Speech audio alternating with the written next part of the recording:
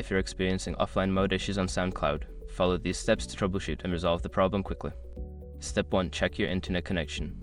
Ensure that your device is connected to the internet. A weak or unstable connection can prevent SoundCloud from functioning properly. Step 2. Restart the app. Close the SoundCloud app completely and then reopen it. This can refresh the app and resolve minor glitches that may be causing the offline mode issue. Step 3. Update the app. Check for any available updates for the SoundCloud app in your device's app store. Keeping the app updated can fix bugs and improve performance. Step 4. Clear cache and data. Go to your device's settings, find the SoundCloud app, and clear its cache and data. This can help eliminate any corrupted files that may be causing the issue.